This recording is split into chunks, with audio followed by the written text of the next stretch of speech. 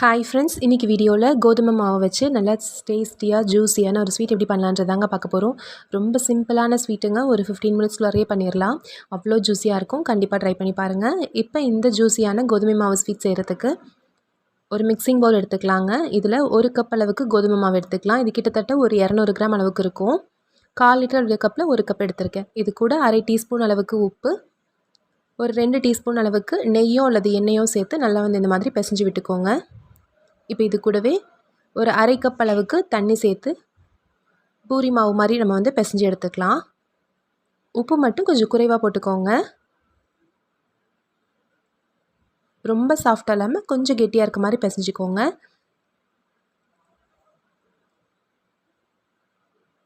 ஒரு கப் மாவுக்கு அரை கப் தண்ணின்றது சரியாக இருக்கும் அளவு. இப்போ மாவு நல்லா பிசைஞ்சிட்டு ஒரு தட்டு போட்டு மூடி வச்சிடலாம். இதுக்குள்ளார இது ஒரு 5 நிமிஷம் இப்படி இருக்கட்டும். ஒரு பவுலில் ஒரு 3/4 கப் அளவுக்கு நாட்டு சர்க்கரையோ அல்லது வெல்லமோ எடுத்துக்கோங்க. இது கூட அரை கப் அளவுக்கு தண்ணி ஊற்றி இது நல்லா கரைச்சி விட்டுக்கலாம். இப்போ இதை ஸ்டவ் மேலே வச்சிடலாம். இது கூடவே ஒரு 2 ஏலக்காயை பொடிச்சு சேர்த்துருங்க. இப்போ இதை ஸ்டவ்வில் வச்சு இதை நல்லா கொதிக்க வச்சுக்கலாம். கையில் எடுத்து தொட்டு பார்க்கும்போது கொஞ்சம் லேசான ஒரு பிசுபிசுப்பு தன்மை வரும். அது வரைக்கும் கொதிக்க வச்சுக்கோங்க. மீடியம் ஃப்ளேமில் ஒரு 3-4 நிமிஷம் கொதிச்சாலே போதும். உங்களுக்கு கரெக்டான கன்சிஸ்டன்சி கிடச்சிரும். நான் இன்றைக்கி நாட்டு சக்கரை பயன்படுத்தியிருக்கேன். அதனால் இது வடிகட்ட போகிறதில்ல. நீங்கள் வெல்லம் பயன்படுத்துகிறதா இருந்தால் அதை வடிகட்டி எடுத்துக்கோங்க.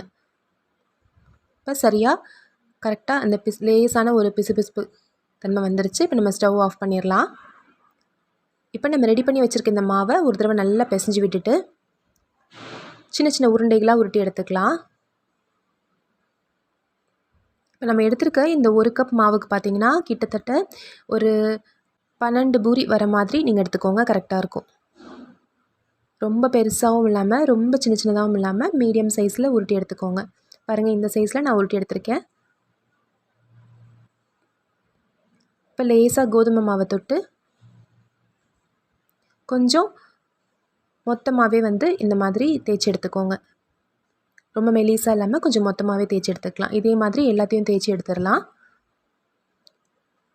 இப்போ இது உள்ளார வைக்கிறதுக்கான ஸ்வீட் ஸ்டஃபிங் செய்கிறதுக்கு ஒரு மிக்ஸி ஜாரில் அரை கப் அளவுக்கு பொட்டுக்கடலை, ஒரு 10 முந்திரி பருப்பு, 2 டேபிள் ஸ்பூன் நாட்டு சக்கரை, இது எல்லாத்தையும் போட்டு குறைப்பாக பொடிச்சு ஒரு பவுலில் எடுத்து வச்சுக்கலாம். இப்போ 3மே நம்ம ரெடி பண்ணியாச்சு. இப்போ நம்ம பூரி போட்டு பொரித்து எடுத்தால் போதும். வெள்ளை பாகும் ரெடி ஆயிடுச்சு. உள்ளே வைக்கிற இந்த பொட்டுக்கடலை ஸ்டஃபிங்கும் ரெடி ஆயிடுச்சு. ஸ்டவ்வில் ஒரு வாணலி வச்சுக்கலாங்க. இதில் பொரிக்க தேவையான அளவுக்கு எண்ணெய் ஊற்றிக்கலாம். எண்ணெய் நல்லா சூடானதும் ஒவ்வொரு பூரியாக எல்லா பூரியும் போட்டு பொரித்து எடுத்துருங்க. மொறுன்னு இல்லாமல் சாஃப்டாக இருக்க மாதிரி எடுத்துக்கோங்க. அப்போ தான் நம்ம மடிக்கிறதுக்கு கரெக்டாக இருக்கும்.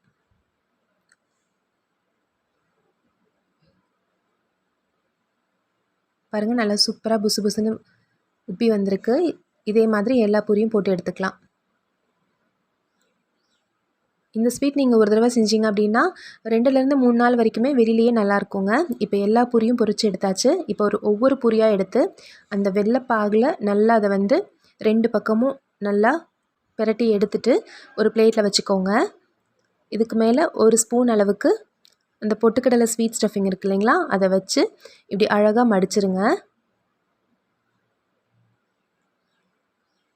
மடித்து இப்படி ஒரு 10 செகண்ட் இப்படி பிடிச்சிங்கன்னா போதும். கரெக்டாக அந்த ஷேப்புக்கு நின்றுரும். இதே மாதிரி எல்லா பூரியும் வெள்ளைப்பாகில் நினச்சி எடுத்து ஸ்டஃபிங் வச்சு மடித்து எடுத்துக்கலாம். அவ்வளோதாங்க, சூப்பரான டேஸ்டியான ஜூஸியான கோதுமை மாவு ஸ்வீட் ரெடி ஆயிடுச்சு.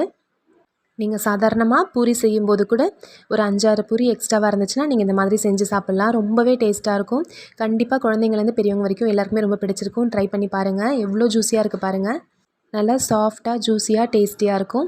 இந்த ரெசிபி கண்டிப்பாக உங்களுக்கு பிடிச்சிருக்குன்னு நினைக்கிறேங்க. பிடிச்சிருந்துச்சுன்னா நம்ம சேனல் ராகாஸ் கிச்சனில் ஒரு லைக் கொடுங்க. ஃப்ரெண்ட்ஸ் கூட இந்த வீடியோவை ஷேர் பண்ணிக்கோங்க. நம்ம சேனலை சப்ஸ்கிரைப் பண்ணி வச்சுக்கோங்க. தேங்க்யூ.